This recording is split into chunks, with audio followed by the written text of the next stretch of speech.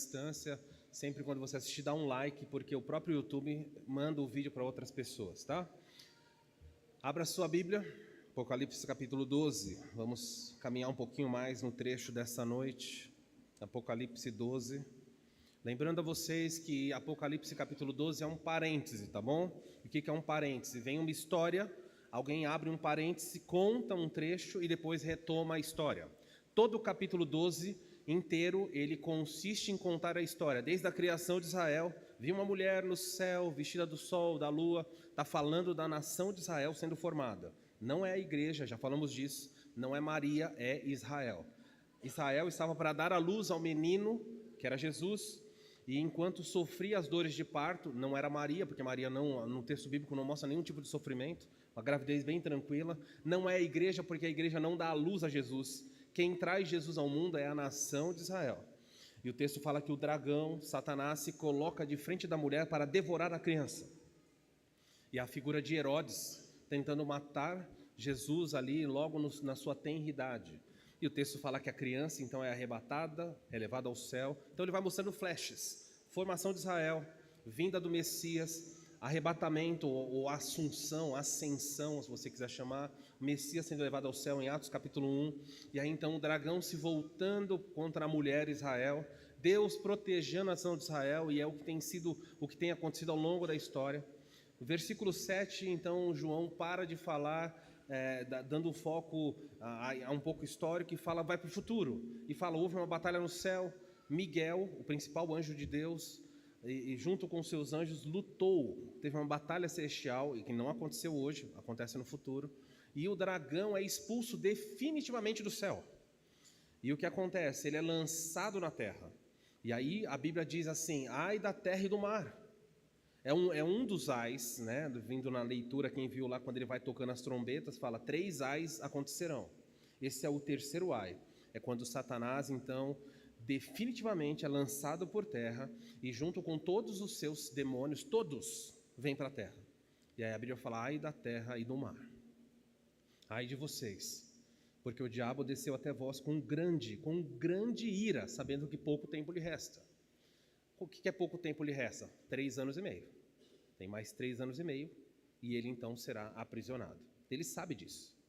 Então veja, é assim que nós estamos vendo a história. Vamos caminhar um pouquinho mais, aí a terceira parte, a mensagem 163 no livro de Apocalipse. Houve peleja no céu, Miguel e os seus anjos pelejaram contra o dragão. Eu vou ler do verso 7, tá? Contra o dragão e os seus anjos. Todavia não prevaleceram, nem se achou no céu mais lugar para eles. E foi expulso o grande dragão, a antiga serpente, que se chama Diabo e Satanás, o sedutor de todo o mundo. Sim, ele foi atirado para a terra e com ele os seus anjos. Então ouvi uma grande voz do céu proclamando, agora veio a salvação, o poder, o reino do nosso Deus e a autoridade do seu Cristo, pois foi expulso o acusador dos nossos irmãos, o mesmo que os acusa de dia e de noite diante do nosso Deus. Eles, pois, o venceram por causa do sangue do Cordeiro e por causa da palavra do testemunho que deram, e mesmo em face da morte não amaram a própria vida. Por isto festejai, ó céus, e vós os que nele habitais. Ai da terra e do mar, pois o diabo desceu até vós, cheio de grande cólera, sabendo que pouco tempo lhe resta. Então essa é a nossa leitura, a mensagem central já passamos. O diabo tem objetivos bem claros, e ele está trabalhando para alcançar esses objetivos. E João mostra os objetivos e mostra Deus cada vez derrubando, frustrando esses objetivos. Já passei por tudo isso, o objetivo do dragão e os seus resultados. Isso eu não vou repregar, porque eu já falei, o objetivo dele, manter a posição no céu, ele vai ser expulso, esse é o resultado, ele não consegue vencer.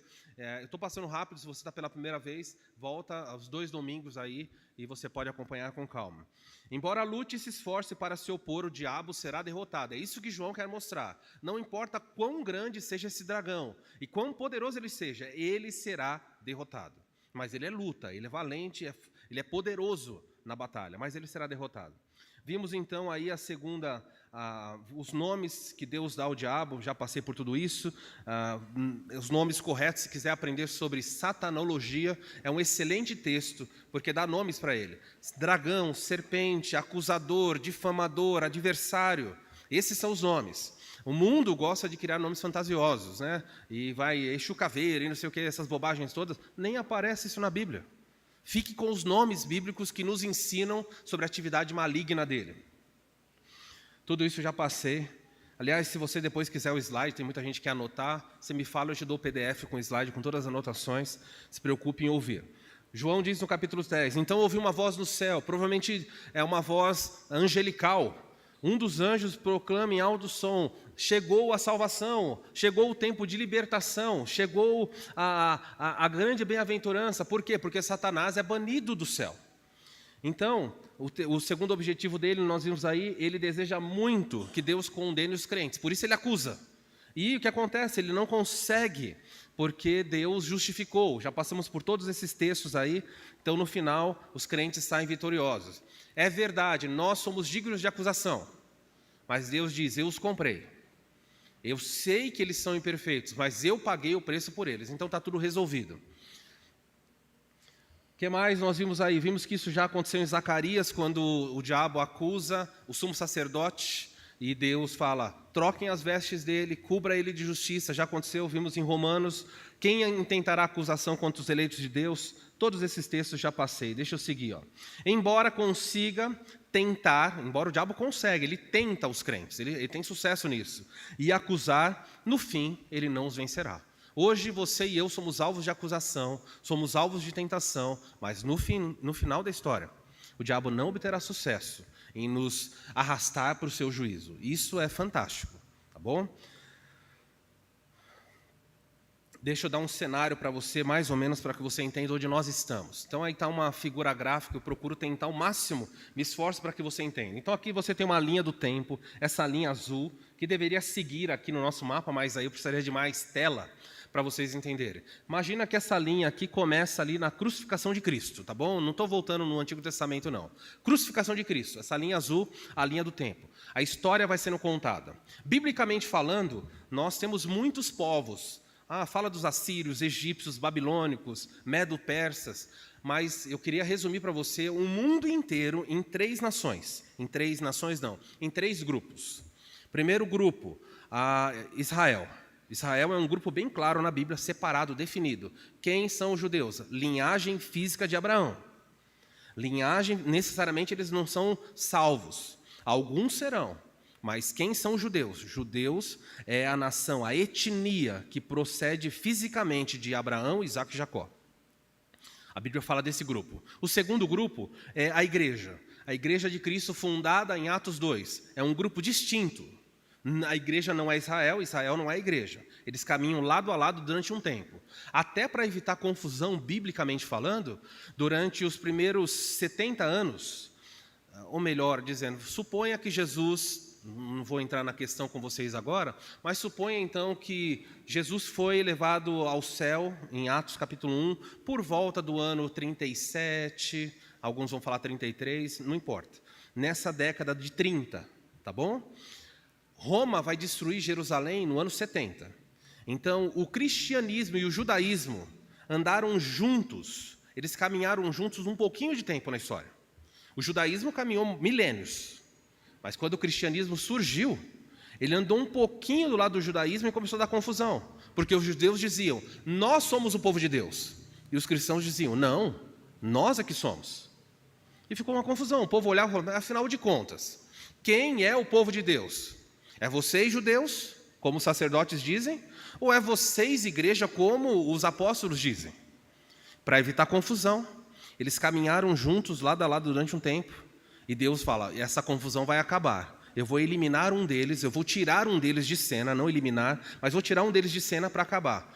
No ano 70, Roma invade Jerusalém e vai acabar com os judeus. Os judeus são espalhados pelo mundo inteiro. E a nação de Israel, com bandeira, dizendo, nós somos o povo Israel, deixa de existir. Os judeus se espalham pelo mundo, os judeus continuam existindo, mas a nação de Israel, ela deixa de existir enquanto nação ali, ok? Ficou quem? Só a igreja. Acabou a confusão. A igreja diz, nós somos o povo de Deus, e avançou a história. Infelizmente se desvirtuou, Constantino, os demais imperadores, depois o Papa, e aí a história vai, o cristianismo vira uma bagunça. até que 1828 anos depois, em 1947, volta a existir dois povos.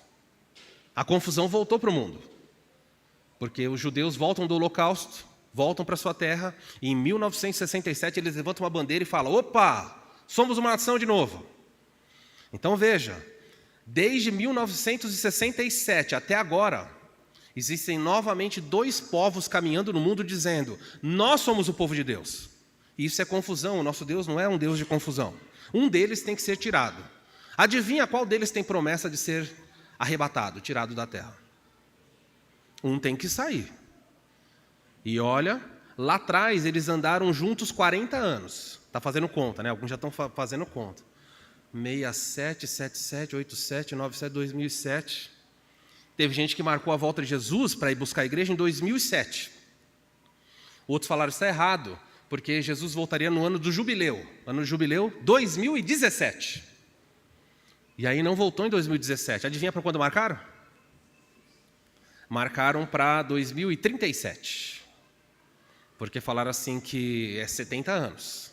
Então, veja, Davi falou que uma geração duraria 70 anos. Aí começa, você vai fazer o que você quer. Eu só posso dizer para você que existem dois povos caminhando, falando que são o povo de Deus, e tem confusão.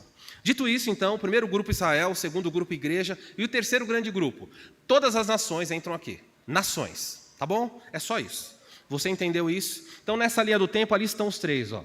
Você tem Israel, igreja e nações. Elas estão caminhando pela história. O que acontece? Elas vão caminhando até um ponto. Ninguém sabe quando é que a história entraria nessa linha vermelha, que é o livro de Apocalipse, tá bom? Aí o que acontece? Os dois estão caminhando, em algum momento Cristo vem nos ares, isso é chamado arrebatamento da igreja, e um grupo é tirado da terra. É a igreja. O encontro de Cristo com Cristo nos ares. Isso é chamado de arrebatamento. Destabulou por alguma razão, Cláudio, quando foi para você, aí saiu. Se os restos destabular, eu mudo, depois eu arrumo. Entramos no livro de Apocalipse, 7 selos foram abertos. Quando o primeiro selo é aberto, aparece o homem do cavalo branco. Quem é? O anticristo. O primeiro personagem que surge na linha do tempo, iniciando o tratado de paz e começando o livro de Apocalipse, ou o período da história. O templo é reconstruído. Tudo isso acontece aqui, ó. Aqui é metade da tribulação. Nós estamos vendo essa parte aqui. Cada selo que é aberto, algo vai acontecendo aí, tá bom? Os cavaleiros vão aparecendo, estou só resumindo. Depois, 144 mil são selados, Apocalipse capítulo 7. As 7 trombetas acontecem. Depois aparecem 2 testemunhas. Vocês já viram em Apocalipse 11. O anticristo vai matar essas 2 testemunhas. Elas vão ressuscitar em praça pública, Apocalipse 11. E depois vão ser levadas ao céu. O que acontece? Aqui é o que nós já vimos até agora. Então, tudo que nós estamos vendo, provavelmente, consiste da metade inicial dos primeiros 3 anos e meio da tribulação. Essa outra linha no céu, eu não vou dizer que é uma linha cronológica, porque no céu não tem tempo, é só para o nosso benefício. Enquanto acontece a linha do tempo na terra, no céu também tem um desenrolar de eventos. O que acontece no céu? Acontece no céu o tribunal de Cristo. 1 aos Coríntios capítulo 3, 2 aos Coríntios capítulo 5, versículo 10. Paulo diz, 2 aos Coríntios 5, 10, porque importa que todos nós, os crentes, compareçamos perante o tribunal de Cristo, para recebermos o bem ou o mal que fizemos por meio do corpo, ou seja, o útil ou inútil. Não é um tribunal para condenar crentes ao inferno. Crente não tem condenação. É um tribunal para recompensar ou para tirar galardões. Isso é o tribunal de Cristo. Acontece lá no céu. Enquanto tudo isso está acontecendo aqui na terra, monte de caos, sangue, sol, a vegetação queimando, no céu a igreja está sendo julgada. Tribunal de Cristo. Se tem um julgamento no céu, você tem que ter uma noiva, que é a acusada. Você acabou de ver aqui, o acusador dos nossos irmãos. Para ter um acusador, precisa de alguém para ser acusado. Você tem o diabo, que fazendo o papel de promotor.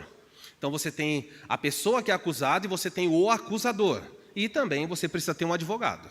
Esse é um papel de um tribunal. Alguém acusa, alguém que pode ser acusado, que é a igreja, e alguém que defende, que é Cristo. Terminado o tribunal de Cristo, o que acontece? O texto mostra em Apocalipse 12, 7, que aparece um anjo chamado Miguel, que vai lutar contra o dragão. Há uma batalha no céu. E o texto fala assim, todavia, depois dessa batalha, o diabo não acha lugar no céu. E não achando lugar para o céu, o que acontece? Ele é lançado para a terra. Por que ele é lançado para a terra no metade da tribulação? Porque o tribunal de Cristo acabou.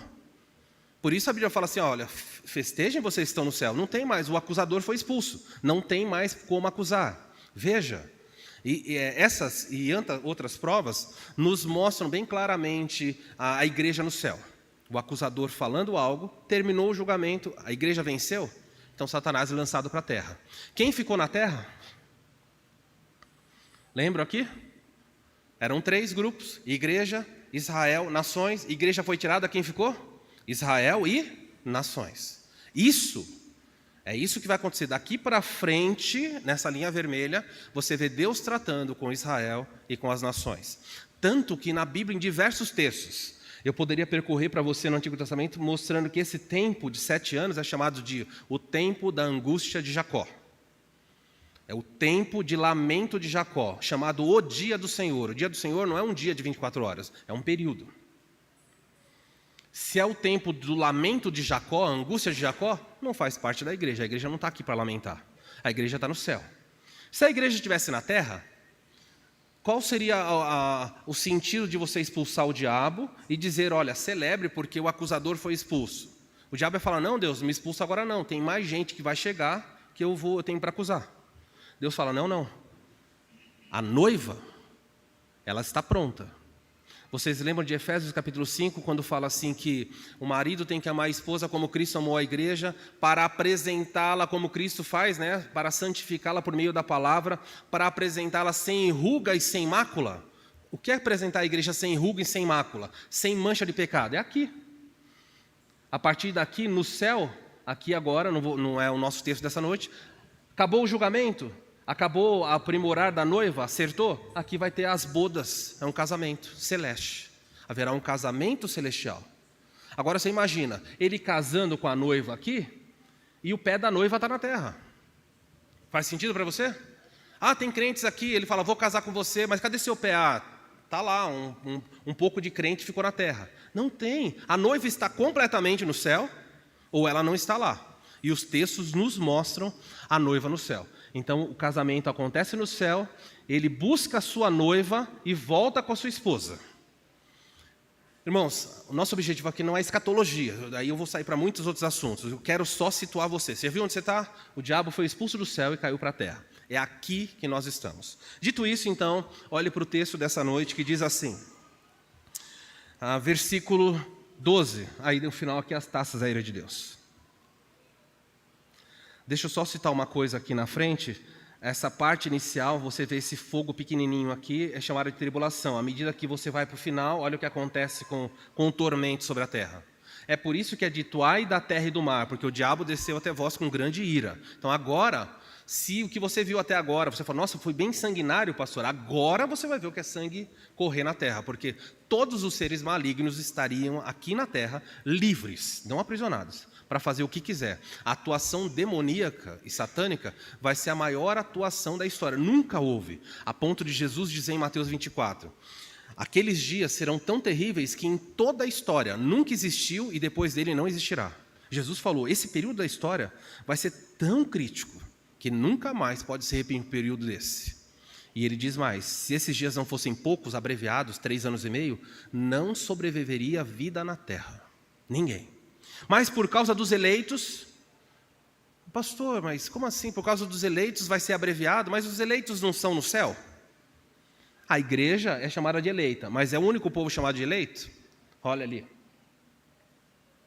Você tem os judeus que ficaram aqui. Existe um povo eleito. E Deus agora vai tratar com eles. Por causa deles, do amor aos judeus, esse tempo vai ser breve. Senão, não sobraria vida na terra. Se você até agora não pegou, eu tenho que parar aqui, eu tenho que seguir para fazer as minhas considerações. Muito bem, vamos lá então. O texto, versículo 12, diz assim, por isto festejai, ó céus, e vós os que nele habitais. Pergunto a você, uma pergunta crucial aí é, vós os que nele habitais, quem são esses? Quem são essas pessoas no céu, em que é dito em voz alta, festejem, celebrem, vocês que habitam, moram no céu? Nós temos opções. Primeira opção, são os anjos. Alguém estaria dizendo para os anjos: celebrem vocês que vivem no céu. Pode ser os anjos? Não, não pode ser os anjos. Por quê? Porque é dito para essas pessoas dizendo: eles, pois, venceram por causa do sangue do Cordeiro. É alguém que está no céu e foi salvo pelo sangue do Cordeiro. Anjos não são salvos. Em Hebreus capítulo 1 e capítulo 2 é dito: porque Deus não socorre anjos. Então não são os anjos. Segundo grupo. Esses daí são os judeus que estão no céu. Abraão, Isaac, Jacó e todos esses. Mas o texto vai dizer para eles que também eles foram salvos pelo sangue do Cordeiro. Está falando sobre crucificação. Está falando sobre a morte de Cristo na cruz. Ele está falando de um grupo específico. Pastor, então quer dizer que as pessoas do Antigo Testamento não eram salvos nos méritos de Cristo? Elas eram salvos na promessa, na expectativa do Messias. Simples assim. O pessoal de Abraão olhava para o futuro, crendo que o Messias viria. Nós olhamos para o passado crendo que ele veio. Ambos estão agindo por fé. Você viu Jesus? Eu não vi. Como é que você sabe que ele veio? Porque a Escritura diz que ele veio. Eu creio na Escritura. O pessoal do Antigo Testamento falava: eu creio no que Deus falou. O Messias virá. O descendente de Eva que vai esmagar a serpente virá. Então a confiança deles nas promessas relacionadas ao Salvador que viria também colocavam eles debaixo da fé. Embora a salvação no Antigo Testamento ela é objeto de bastante debate e discussão, ela é um pouco mais obscura.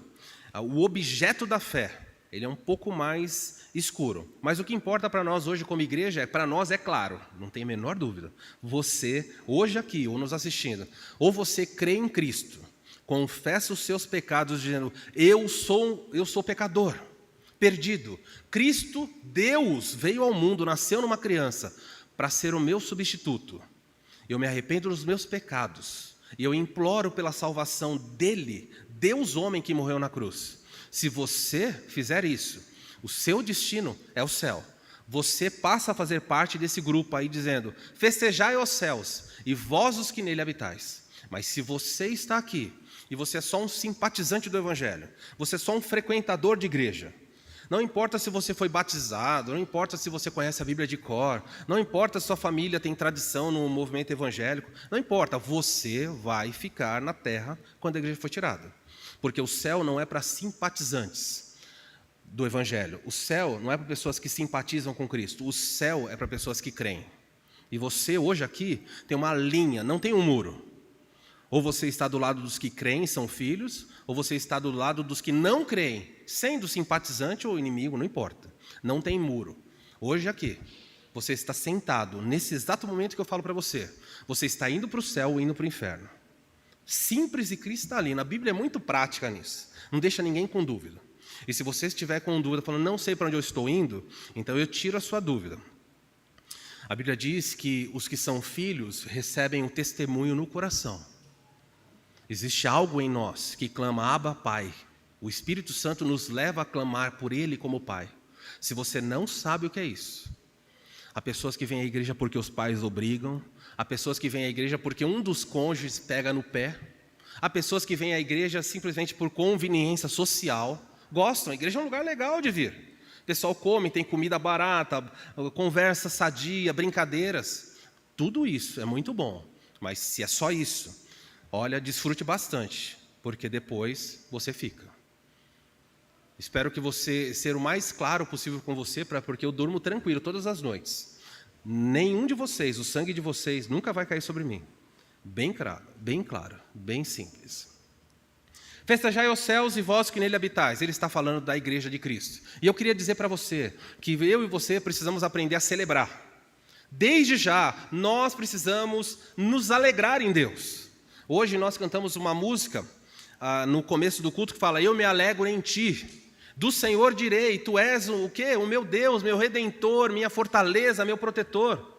E muitas vezes nós esquecemos de celebrar. E, irmãos, não importa o que aconteça, deixa eu dizer para você, o final da história dos crentes é feliz. Nós somos pessoas que gostamos de final feliz. Os filmes ganham muito com isso. Aliás, quando os filmes terminam de um jeito que não é esperado, há uma frustração muito grande. Os contos de fada terminam dizendo o quê? E viveram? todo mundo fala, ai, sai leve do cinema, né? Você vai lá, as crianças ficam felizes. Você não quer ver o mal prosperando, você não quer o mal triunfando. E a Bíblia diz, o seu final, enquanto crente, o final da sua história é feliz. Talvez aqui, durante a sua jornada, a sua peregrinação nesse mundo, você venha a sofrer mais do que outros. Mas você tem que se alegrar na certeza de que você foi comprado.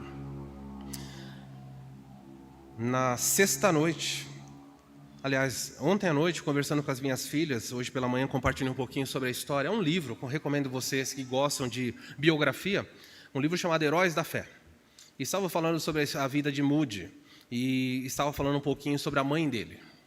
Moody, o 6º filho de 9, numa família em que o pai havia morrido, o maior evangelista que pisou no norte, na América do Norte, pregou para milhares de pessoas, milhares e milhares.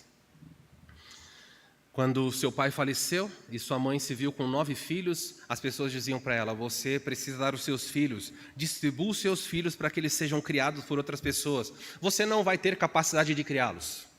E ela dizia, não farei isso. Para obrigar ela a fazer isso, dar os filhos para adoção, os credores, existiam dívidas que a família tinha, os credores eram tão ruins, eles falavam assim, hoje você não entende o que eu estou fazendo, mas é para o seu bem. Eles vieram na casa e levaram as camas, eles vieram na casa e levaram as mesas, para que a mãe se visse numa situação falando assim, olha, eu não tenho nem onde dormir, eu não tenho onde dar de comer, então eu vou dar aos meus filhos. E ela disse, você pode levar tudo dessa casa, mas nós vamos ficar aqui. Chegou um dos credores e levou até a lenha, para que eles não pudessem se aquecer no inverno rigoroso. E ela disse, não importa, vocês podem levar tudo, a nossa família vai ficar unida. Irmãos, Moody disse que a mãe dele impactou tanto a vida dele, que todos os filhos, quando saíam de casa, eles saíam com lágrimas nos olhos e com o coração apertado para voltar, por tamanho amor da sua mãe. Ele conta que às vezes 70 quilômetros de distância, antes de chegar na casa, ele se levantava na carroça e ficava olhando de ansiedade de chegar em casa e ver os seus pais. Um amor muito grande, muito grande. Sua mãe morreu com 90 anos. E ele, quando sua mãe já estava idosa, ele chegou perto dela e falou, mãe, você sabe quem eu sou? E ela falou, claro que eu sei. E ele, com o coração muito tocado por aquela situação, dá um testemunho. E ele fala no velório da mãe dele sobre quem ela foi. E ele fala assim, eu louvo a Deus pela vida da minha mãe. Não é uma vida fácil, não foi uma vida prazerosa. E ele falou, todas as noites, no primeiro ano em que meu pai faleceu, todas as noites minha mãe dormia chorando, todas as noites. Mas pela manhã, ela estava sorrindo e não demonstrava tristeza para nós. E ela dizia assim, as lutas estão aí, mas eu tenho foco, eu preciso criar vocês. E os filhos demonstraram um tamanho amor, e aprenderam com a mãe, e cresceram e se tornaram bênçãos. Irmãos, nós precisamos entender que a vida deve ser celebrada independente das nossas lutas. Todos nós temos as lutas. Eu não sei qual é a sua luta nessa noite, talvez seja na área da saúde. Talvez você esteja sentado aqui, a sua luta é relacional. Alguém da sua casa tem tirado a sua paz, ou alguém da sua família é alguém que faz você sofrer, porque você ora clamando por salvação, e essa pessoa não responde. Talvez seja o seu casamento, talvez seja a forma como a vida trouxe você, as escolhas de vida trouxeram você a um impasse. Seja como for, qual é a dor, cada um de nós aqui carrega um fardo, aqui não é o céu. Essa é a realidade. Mas não há razão para que nós andemos por essa vida com o rosto fechado e lamentando, porque a história diz que o nosso fim é um fim de bênção. Quando a Bíblia fala, por isso festejai os céus e vós os que nele habitais, ele está dizendo, existe um grande privilégio para quem foi comprado pela graça de Cristo. Preste atenção, o crente deve se alegrar, aqui já, ao saber que quanto ao pecado, em relação àquilo que o pecado fez na nossa vida, nós somos libertos em 4 aspectos. Preste atenção, todo crente, se você está aqui, você é crente, você foi liberto do que é chamado culpa. O que é culpa? Culpa é o que condena uma pessoa ao inferno. Nós não vamos para o inferno porque nós pecamos. Ninguém vai para o inferno porque peca. Não é assim que funciona. Se fosse possível alguém nascer e não pecar, fosse perfeitinho, ia para o inferno do mesmo jeito.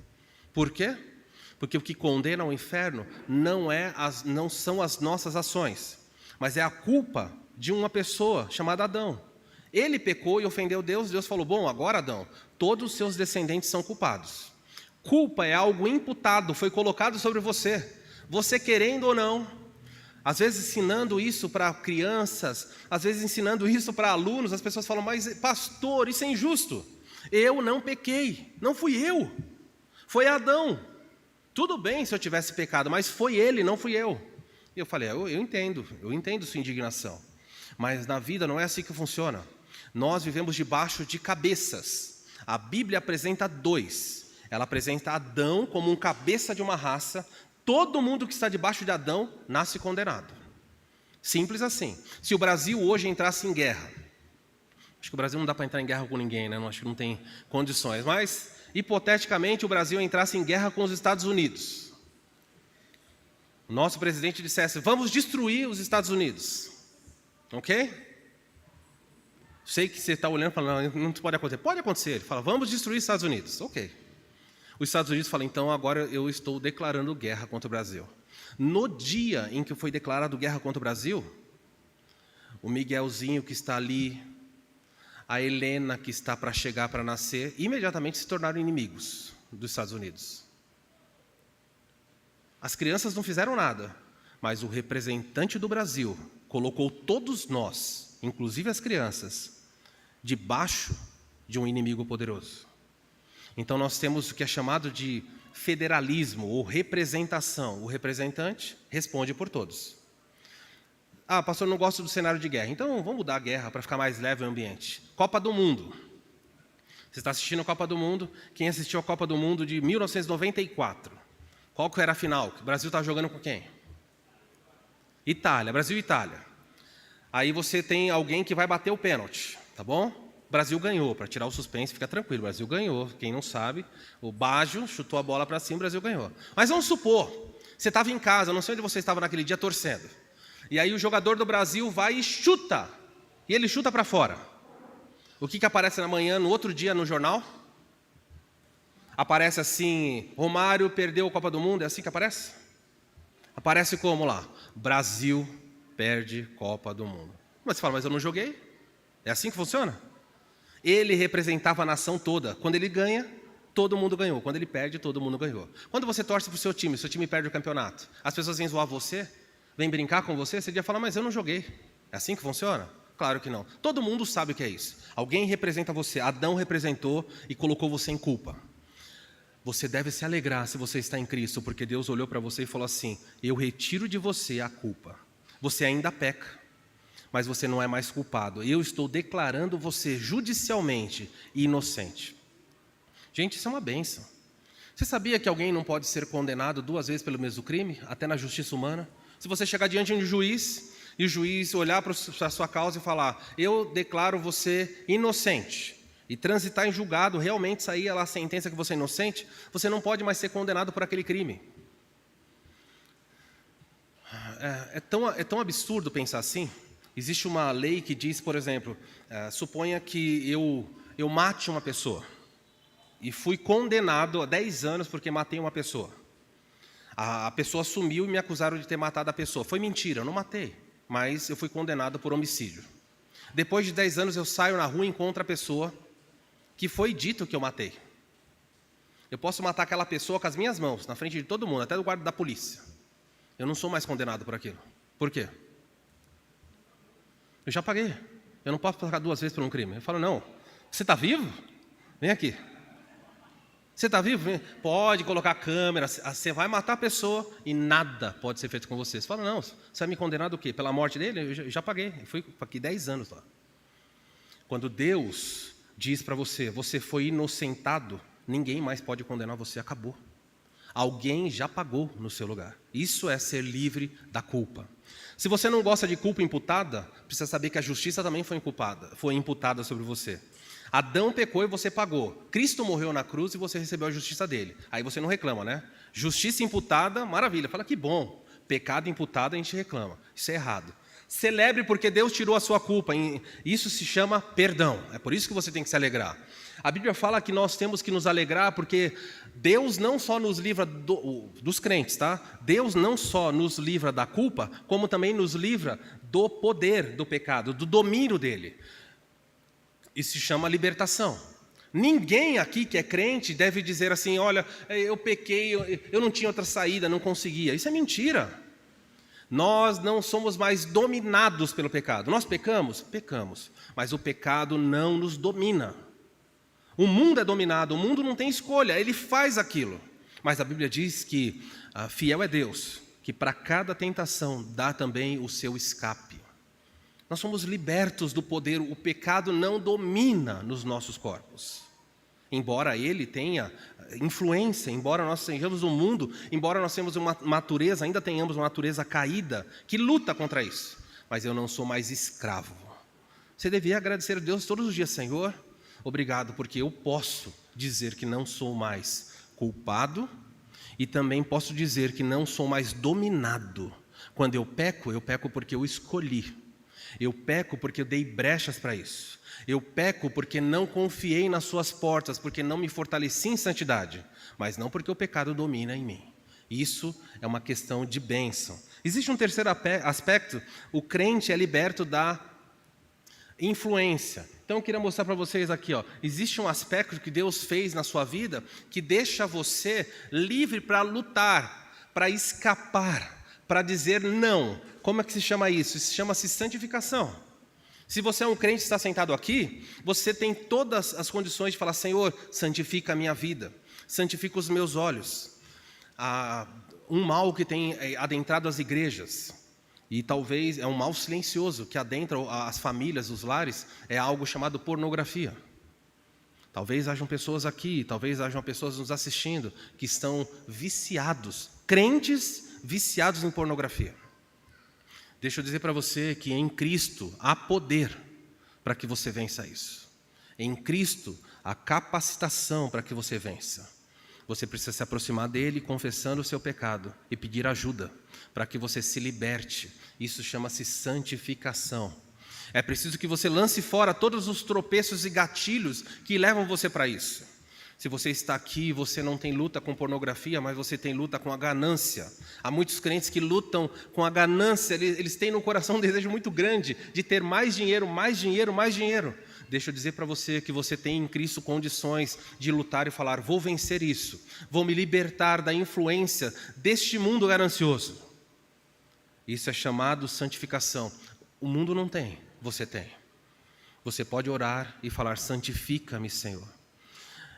Muitos jovens dizem, estou num mundo imoral, hoje tem sido muito difícil os jovens esperarem para ter a vida sexual iniciada dentro do casamento, como a Bíblia ensina. E muitos jovens falam, pastor, os tempos mudaram, hoje é praticamente impossível. É mentira, se você é crente, isso é mentira. Salmo 119 diz, versículo 10, como pode o jovem permanecer puro no seu caminho? E aí o salmista diz, observando este caminho, conforme a sua palavra. Escondi a tua palavra no meu coração para não pecar contra ti. Há em Cristo libertação para qualquer que seja a luta que você enfrenta. E isso deveria ser motivo de alegria, porque o mundo anda algemado, preso. Mas você pode falar, Senhor, você tem condições de dizer aquela música que nós cantamos, o Filho do Homem fez o que conosco? Nos libertou, verdadeiramente. É por isso que eu posso cantar, posso me prostrar para adorar. Eu sou livre, é isso que a Bíblia fala. Existe um aspecto que é chamado, o crente deve se alegrar por ser liberto da presença. Isso não aconteceu ainda. É a ideia quando não tiver mais pecado. Infelizmente, isso não aconteceu. Nós estamos na presença do pecado. Isso é chamado glorificação. Como ficar livre da presença do pecado? Morre. Se você é crente, morreu, acabou, você está liberto. É um ambiente totalmente gospel. Anos atrás, um jovem me procurou e falou, pastor, eu não quero mais trabalhar. E eu perguntei por quê. Ele falou assim, o ambiente onde eu trabalho é muito pecador, muito pecador. Eu falei, pecador como? Ah, pastor, muita pressão, muito palavrão, eu não quero mais trabalhar. Eu falei, mas você quer o quê? Ele falou, eu quero um ambiente 100% gospel. Eu falei, 100% sem nada de pecado? Nada. Eu falei, olha, só tem um caminho. Você morreu hoje, aí imediatamente é totalmente gospel. Você vai ver, gospel mesmo, aí fica perfeito. A pessoa não quer. Você acha que aqui nessa terra você vai experimentar um ambiente completamente livre de pecado? Nem no milênio, quando Cristo estiver reinando aqui neste mundo, o pecado ainda vai ser restringido, mas a presença do pecado ainda vai estar. Mas há um dia em que o pecado é retirado e qualquer sombra dele desaparece. E aí você entende o versículo que diz, por isto festejai os céus, e vós os que nele habitais. Você pode imaginar, eu não sei se você gosta de festa, você pode imaginar que festa vai ser essa quando é dito, festejem. O diabo, o acusador, foi expulso, nunca mais ele vai falar nada de vocês. Acabou. Nada, acabou. Pelos séculos dos séculos, toda acusação, você está limpo. Aí você fala, Senhor, eu não sei como você vai festejar. Tem gente que vai ajoelhar e chorar, tem gente que vai sair pulando nas nuvens, eu não sei lá, batendo asas, assim, alguns, se você acredita que vai ter, eu não sei. É uma festa sem tamanho. Muitas pessoas celebram aqui por razões passageiras. Eu me lembro na época em que o Corinthians foi disputar um título mundial. O Maurício, meu pai, meu irmão foram lá até o Parque São Jorge assistir o jogo. Eu não lembro porque eu não fui, mas eles foram lá no estádio, antigo estádio do Corinthians assistir. E eles estavam dentro do auditório e de repente alguém fez o gol do Corinthians. O Maurício não estava nem olhando. Ele falou que a pessoa virou, abraçou ele. Ele nem sabe de onde o homem veio. A pessoa veio, estava de camisa, né, Maurício? O pessoal está pulando lá. A pessoa deu um abraço no Maurício. O Maurício falou que levou uma pancada no queixo assim, e a pessoa falou, é nosso, é nosso. Ele nem sabia o que está acontecendo, ele atravessou o salão sendo carregado, até o outro lado. Ele falou, meu Deus, um mar de gente pulando. Por que as pessoas estavam celebrando? Porque alguém tinha feito um gol lá no outro lado do mundo, e as pessoas celebravam. Mas deixa eu dizer para você que nessa noite eu estou dizendo que pelos séculos dos séculos, você está perdoado e vai estar na presença do Senhor. Mas o seu coração não celebra da mesma forma. Quando foi a última vez que você pulou e falou, Deus, eu não quero nem saber o que vai acontecer, está tudo certo. Alguém fala para você, o carro quebrou, está tudo certo. Está sem dinheiro. Você fala, e daí? Não estou falando para você não trabalhar, aí você não vai começar. O pessoal desdobra a mensagem, é um negócio. Eu estou dizendo para você que independente das suas lutas, o seu final é feliz. Eu gosto muito de uma das frases de Billy Graham, que tentando confortar as pessoas, ele diz assim, eu li a última página da Bíblia, fique tranquilo, vai terminar tudo bem. É fantástico isso. Ele falou, pode fazer o que você... Eu já li o final, eu fui lá na última página, eu li, vai dar tudo certo, não tenha medo. Isso é chamado glorificação. E como entender isso? Isso aconteceu no passado, Deus te livrou da culpa no passado, quando você creu em Cristo. Do poder, Ele te livrou também no passado, quando você colocou sua fé em Cristo. A santificação é algo que acontece no presente, todos os dias Ele está te santificando. E a libertação da presença do pecado é algo futuro. Então, crentes, se alegrem. Crentes, celebrem. Quando você olhar para a pessoa de Cristo, você deve dizer, Senhor, a sua graça é maravilhosa. Quem é que tem poder para vencer o pecado? O seu amor não falha, eu quero viver a vida toda cantando ao teu nome, porque a sua graça é esplendorosa, é maravilhosa. Enche a minha boca da tua graça, para que quando eu falo no meu trabalho, as pessoas perguntem, por que você está tão feliz? E você diz, eu estou feliz porque a graça de Cristo é maravilhosa.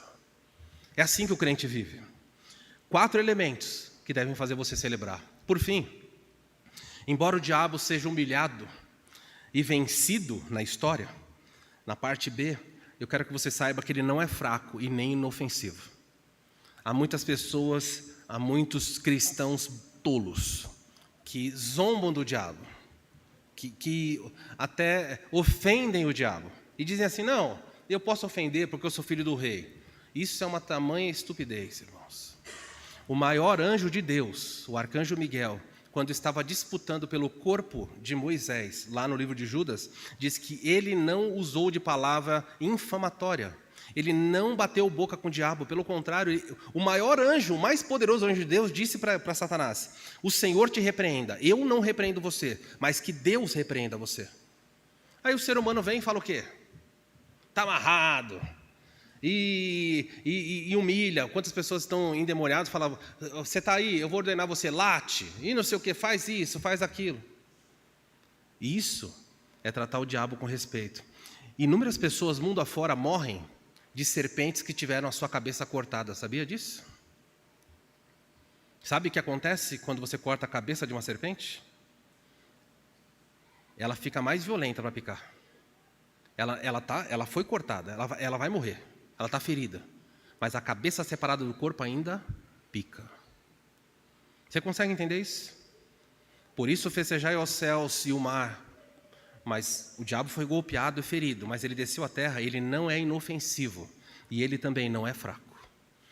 Ele vai iniciar na história o seu pior projeto, que não é o tema dessa noite. Mas eu quero que você olhe, mesmo sabendo que Deus te dá vitória sobre o diabo, nunca ignore, nunca trate ele com desrespeito. A Bíblia não ensina a fazer isso. Pelo contrário, dependa do Senhor, para que o Senhor te livre. Jesus falou, lembre de orar pedindo, livra-nos do maligno. Lembra de orar por isso. O terceiro objetivo do diabo, para terminarmos, é quando o diabo descer para a terra, sendo expulso, como o texto falou, ele termina o seu terceiro objetivo. Primeiro era permanecer no céu, foi expulso. Segundo era acusar os crentes, Deus, inocente os crentes. Terceiro objetivo, perseguir e exterminar Israel. Então, quando o diabo cai à terra, ele vai se voltar para perseguir e exterminar o povo judeu. Vai ter sucesso nessa tarefa? Não vai ter sucesso. Mas ele vai perseguir e vai exterminar os crentes. Olha o verso 13, é o verso da semana que vem. Verso 13 do capítulo 12 diz: quando, pois, o dragão se viu atirado na terra, perseguiu quem? Ele se voltou para a mulher. Por que ele se voltou para a mulher? Porque ele falou, não posso mais tocar os crentes, mas a mulher está na terra. Ela eu posso. Israel, a esposa de Deus, continua na terra. Eu não posso mais tocar na noiva do Cordeiro, mas eu posso destruir a esposa do Deus Pai. E o dragão se volta contra ela. Outro objetivo é, ele vai matar todo e qualquer pessoa que se converter a Cristo durante a tribulação. A igreja está no céu, mas haverão conversões na terra. Quem se converter vai ser destruído. Como é que eu sei disso? Versículo 17. Irou-se o dragão contra a mulher, que é Israel, e foi pelejar contra o restante da sua descendência. Então ele fala assim, existe um grupo que vai descender dessa mulher. Quem são essas pessoas? Os que guardam os mandamentos de Deus e os que têm o testemunho de quem? Jesus. Então existe um grupo além da mulher que vai ser perseguido, pessoas que se converteram. Quem são esses descendentes? São os convertidos dos 144.000 e das 2 testemunhas. Esse é o desenrolar da história. Terceiro objetivo, ele vai escravizar. Terceiro objetivo, vai escravizar toda a terra. Desses objetivos, perseguir Israel ele consegue, exterminar não. Matar todo o que se converte, ele não consegue, mas ele vai matar uma grande parte dos que se converterem. E por final, ele vai escravizar toda a terra. Isso ele vai conseguir. Como ele vai escravizar toda a terra? A Bíblia fala que ele então passa para a fase final. Não sei se dá para ler o que está escrito na capa ali do livro. Dá para ler à distância? O que está escrito? A tribulação, segunda parte. Ele vai começar com o seu projeto. E aí vai surgir então o temido 666. O que ele vai fazer? Ele vai trazer à existência a obra-prima dele. Então agora, a parte final da história, ele fala, bom, eu desci para a terra? Ok. Então eu vou dar aos seres humanos o que eles querem. Eles não queriam Jesus como Messias, então eu vou levantar o Messias, o meu servo. Então um homem vai se levantar. Lembra que o anticristo já apareceu? Já apareceu lá atrás. Mas ele é um político. Agora ele vai ficar, como é que posso dizer, endiabrado, não sei o termo que você quer dar isso. Agora sim. Agora ele vai se levantar e falar assim, agora eu vou mostrar para o que eu vim. Toda a terra será escravizada por ele. Mas a gente tem que ver mais adiante. Infelizmente o diabo terá sucesso nesse objetivo. Ele levanta e cria um homem. Alguns dizem que o objetivo dele é imitar a Deus em tudo. E como melhor imitar a Deus que trouxe o Salvador, trouxe um humano Salvador, ele traz também o seu servo, o seu súdito, que vai ser a obra-prima dele na terra. E ele vai fazer o estrago que nós veremos nas próximas semanas. Foi permitido, o anticristo vai ter sucesso nisso, por quê? Foi permitido guerrear contra o povo santo e, olha que triste, se eu escrevesse a Bíblia eu tiraria essa parte. Mas é dito, ele vai guerrear e vai vencer. Não adianta chorar, fazer corrente de oração, pedir socorro, orar a Deus. A Bíblia diz, ele vai vencer. Ele recebeu autoridade para o quê? Governar sobre toda tribo, povo, língua e nação. Ou seja, ele vai escravizar a terra toda. Ninguém escapará do seu poder, exceto aqueles que a Bíblia é chamado de escolhidos. Queridos, eu vou parar aqui. A parte da aplicação eu já vim fazendo ao longo do texto. Alegre-se em Deus. Celebre porque Ele te salvou. Louve ao Senhor todos os dias, porque o seu final é feliz. Agradeça a Ele por ter te livrado da culpa, do poder, da influência, e um dia vai te livrar da presença. Até lá, faça o seu melhor, santifique-se, porque Ele derramou sobre nós uma graça maravilhosa. Vamos orar. Senhor, quem teria poder para nos livrar do pecado? Quem? Ninguém, nenhum de nós teria. Não há divindade nas nações, não existe nenhuma outra crença no mundo que oferece perdão de pecados. Aliás, o mundo nem acredita em pecado, mas o Senhor tem poder. Cristo veio ao mundo para ser nosso substituto. Nós não temos palavras, nós não sabemos nem mensurar o que aconteceu. Mas uma coisa podemos dizer: maravilhosa é a tua graça, o teu amor nunca falha. O Senhor é tão bom, tomou o nosso lugar, levou a cruz que nós merecíamos. O sangue que vem da cruz nos liberta, nos salva, nos purifica. Ah, Senhor, todo crente deveria cantar de alegria, porque somos livres. Digno é o Cordeiro. Por todos os séculos queremos dizer, digno é o Cordeiro. Obrigado, Senhor Jesus, por nos salvar. Nos perdoa pelas vezes em que murmuramos e reclamamos. A vida aqui é difícil, mas o final será um final maravilhoso para aqueles que estão pela fé salvos no nome do Senhor. Eu oro em nome de Jesus. Amém. Vamos ficar em pé, vamos terminar o nosso culto com essa canção.